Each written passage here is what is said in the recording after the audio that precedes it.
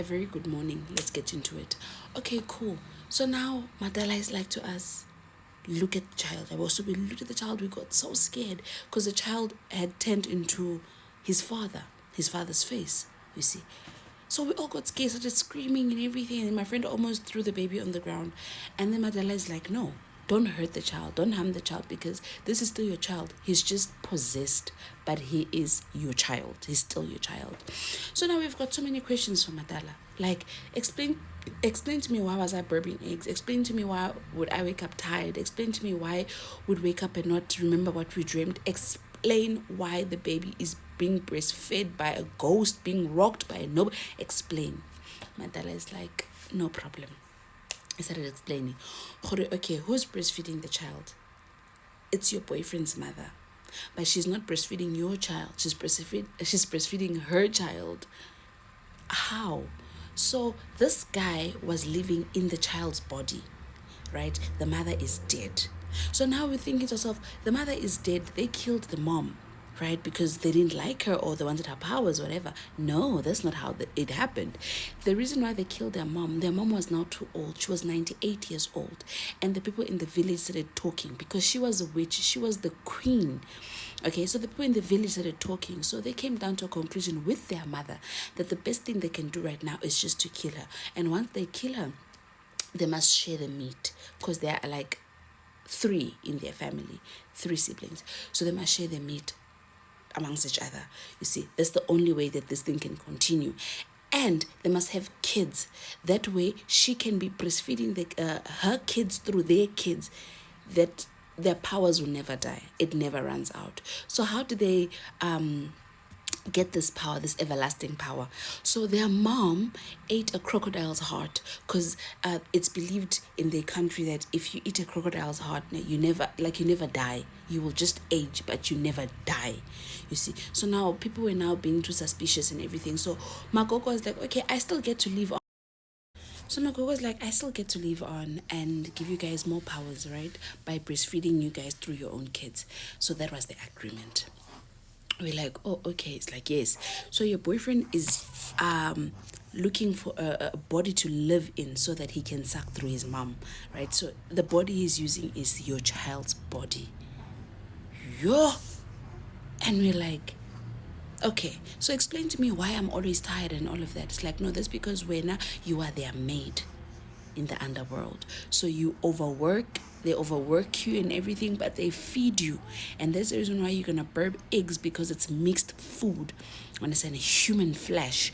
So that's the reason why you are always burping eggs and you're always tired and you forget your dreams, because you are working in that. You are like their maid, their special maid.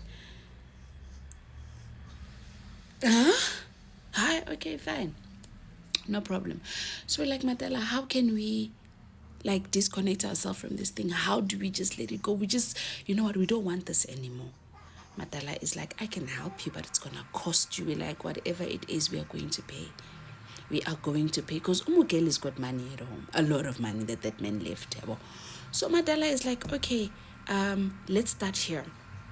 Give me his name and surname and the village he comes from and his country, his age and everything that I need.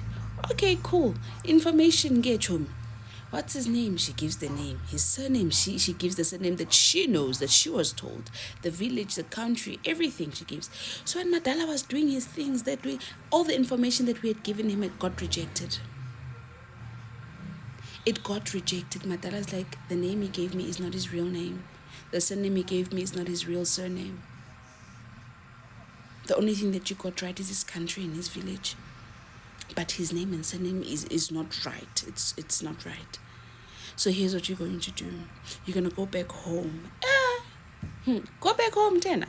So you're going to go back home and get his clothes, anything that he's worn before, unwashed, right? Get his clothes and get the meat that is left in the fridge. Okay, we're like, but Madala, is not much. It's like, just bring whatever is left. Even if it's a little piece, bring whatever is left and bring his photo. Okay, now Madala, now we are scared to go back there. How do we do? It's like, no, don't worry. Madala, give us like some stick about to put in our hands. Like he's like, hold on to this, you don't let it go until you get to the house, do what you do and come back. All right, fine. So my sister's like, I'm not coming with you guys, I'm out, I don't want anything to do with this story, like I don't want a part of it, I'm out. So that's how she left. So we went to this house. My friend took his clothes, she took the meat and his photo. We went back to Madala's house. We left the baby with Madala, because Madala's like, no, the baby is safe here with me, nothing's gonna happen. The worst that he can do is just come out and try and scare me, but nothing's gonna happen. We got back to Madala's house. Madala's is like, okay, good, keep the things here, like outside the house. Just so Madala told one of his boys to go buy a casket and a sheep. You see, okay, because whatever we're gonna do today and tonight. Because whatever we are preparing right now, those people are also preparing for us. Because the baby that is in the house here is the one that is delivering the news. Mind you, that is her man that's inside the child. It's not her baby anymore. So this guy can see everything that is happening in the house. He just cannot talk. He just can't talk, but he can see everything that is happening. Okay, fine. Mata's like, we need to hurry. By 12 o'clock midnight, this has to be done. Let me get my baby. So, okay, those things were there. They were ready to be used since Ukel was given wrong information. Understand? Okay, cool. Fast forward, the night has come. Now we are going to do this ritual so that we can disconnect ourselves from those people and their shenanigans. We get to this open place that this man took us to. It was a wide open place, like a field. It was dark, it was cold. We got there and Madala started his thing. He started chanting and all of that. His boys were there and everything. Then there was a 3-legged pot there, a big one. It was cooking already when we got there. It was cooking. And then Madala is like, I'm gonna need each one of you to stand next to a pot and cover yourself with a blanket, like a very heavy blanket. So we had to steam in that pot. Yeah, I've never felt so much pain. Okay, we were screaming because the thing was hot. Okay, no, we steamed for like 10-15 minutes. You see, we got out of that blanket. So Madala started chanting and was like, leave the casket open. We're going to bury your boyfriend's mother and your boyfriend here today, yabo. Okay, fine. It's like, leave the casket open.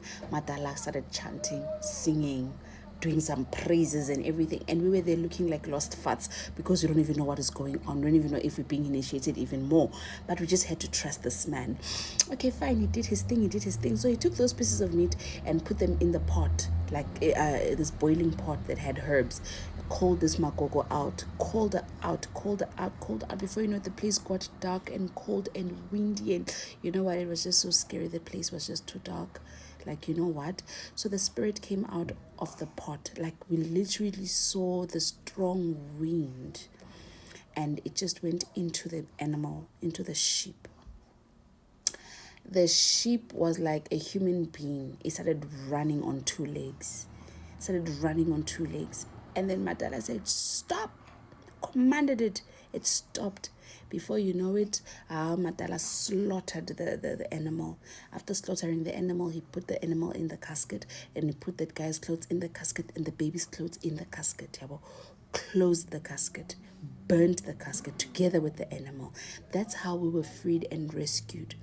We got home to Madala's place. Before you know it, we were vomiting, and vomiting isn't we were vomiting black things, like ugly, thick black things.